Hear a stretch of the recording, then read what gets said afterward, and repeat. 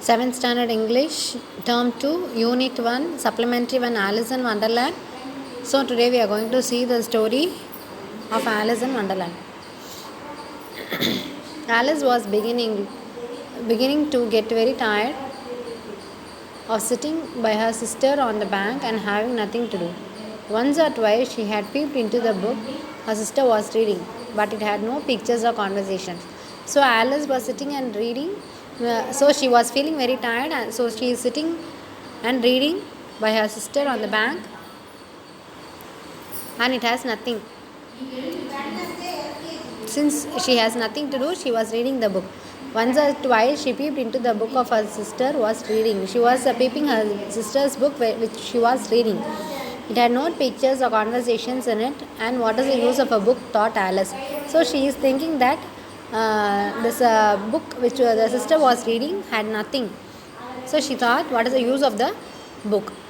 She was considering in her own mind whether the pleasure of making a daisy chain would be worth the trouble of getting up and picking the daisies, when suddenly a white rabbit with pink eyes ran close by her. When she was thinking of that, a white rabbit with pink eyes ran close to her.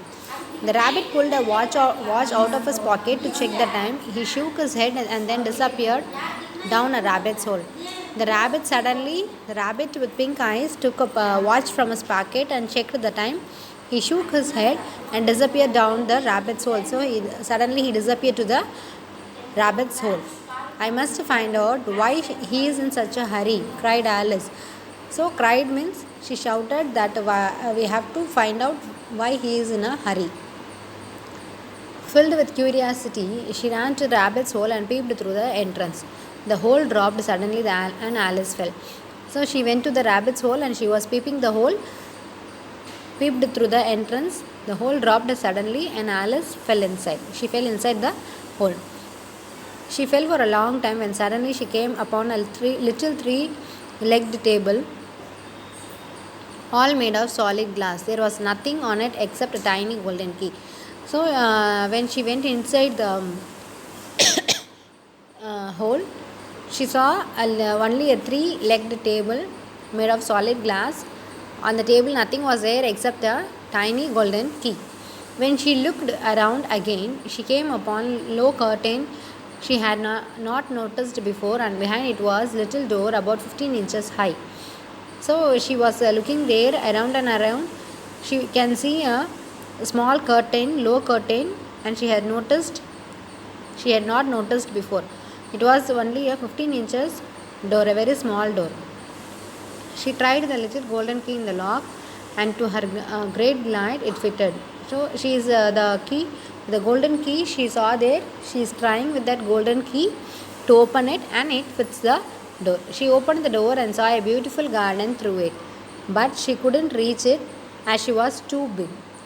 She opened the door and she saw a beautiful garden, but she cannot go to the garden since she was too big. When she turned around the three-legged table, Alice found a green bottle that said "Drink me" magically appeared on it. Of course, out of curiosity, Alice took the bottle and drank the entire portion. Then she began to shrink until she was no bigger than a doll. So she is looking here and there, and towards the three-legged table, Alice found a green colored bottle and it was written "Drink me magically." So magically means it is appearing and disappearing. So magically it is written on there, it is appearing magically, "Drink me." With curiosity, Alice took the bottle and drank the entire drink in that. Then she began to shrink until she was no bigger than a doll. So suddenly, as she drank the whole portion, she began to shrink. At what size? Not bigger than a doll, very small than a doll. She opened the door and quickly ran through it. What a splendid garden, she exclaimed. Why, I am no bigger than an insect that crawl on these flowers. But the excitement soon wore off. Alice grew bored with her tiny size. I want to be big again, she shouted. Her shout startled the white rabbit, who ran past her again. Mistaking her of his maid, he ordered, "Go to my cottage and fetch my gloves and fan." Alice was confused by rabbit's behavior. Maybe I'll find something at the cottage to help me find my way out, she said hopefully. Now she was very bored. She wants to go out of the garden and she started to shout. As she was going out, she saw a piece of chocolate cake that was kept on the table by the doorway. Next to the cake was a note that read, "Eat me. I'm so hungry," Alice said as she ate the cake. Suddenly she felt strange and realized, "Oh no, I have grown larger than this house," she cried. "Get out of my way. You are blocking the way," shouted the white rabbit. So the white rabbit started to shout that since she is very big, he started to shout that don't block the way. Alice managed to pick up his fan. Immediately she began to shrink. But little did she know it was a magical fan which made her small again. "Oh no, I'll never get back to the right size." She went looking for help. Then she is going here and there to seek the help. Soon she saw a green caterpillar dressed in a pink jacket. Here you can see in the picture here a green caterpillar dressed in a pink jacket. He was sitting on the top of a large mushroom smoking a bubble pipe. So here you can see the caterpillar with the pink jacket sitting on the top of the mushroom and smoking a bubble pipe. "One side makes you big, the other side makes you small," he said to Alice before slithering away. "One side of what?" Alice called after him. "The mushroom, silly," he answered. Alice ate a piece of the mushroom. "Thank goodness I am growing," she cried. "But which way do I go?"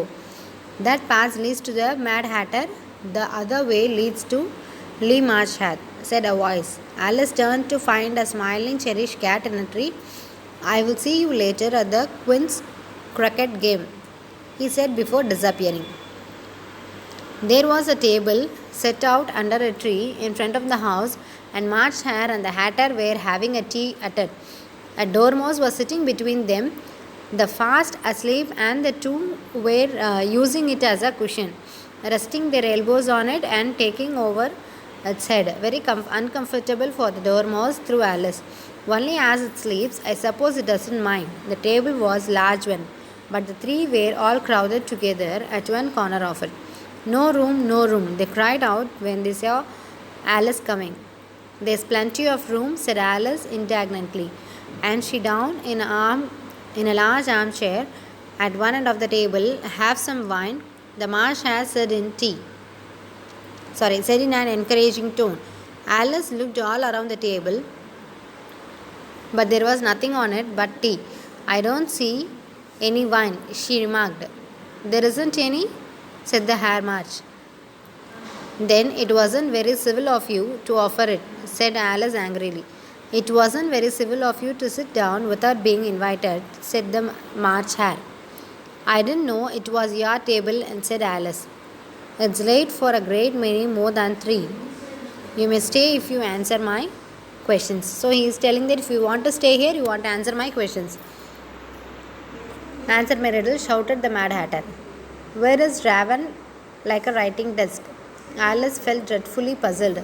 The Hatter's riddle seemed to have no sort of meaning in it, and yet it was certainly English. "I don't quite understand you," she said as politely she could. "Have you guessed in the riddle yet?"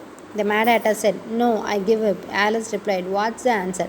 "I haven't the slightest idea," said the Hatter. "Nor I," said the Mad Hare. Alice liked you barely. "I think you might do something better with the time," she said, "than wasted it in asking riddles that have no answers."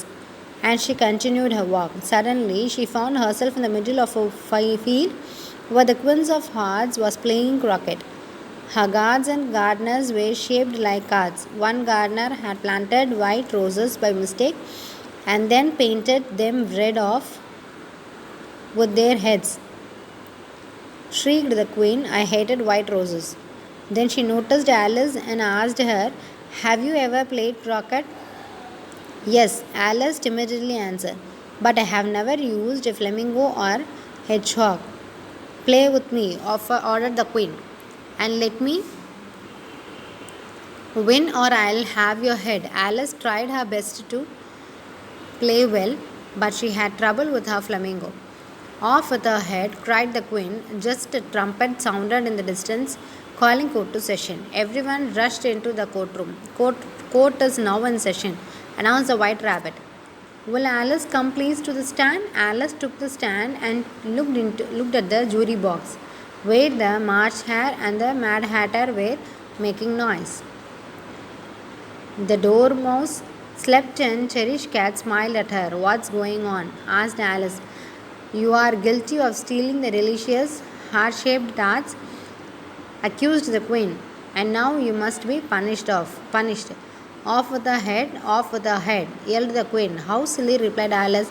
I did not have the slightest idea what you were talking about. I was only playing croquet. Alice felt someone touch her shoulder. Wake up. You have been sleeping for too long, said her sister softly. I had a strange dream, said Alice. She told her sister about the white rabbit and the mad tea party and Queen of Hearts and the trial. But her sister wasn't paying attention. You were reading again, mumbled Alice. And as she stretched, Alice saw a little white rabbit and pink eyes curious behind the tree.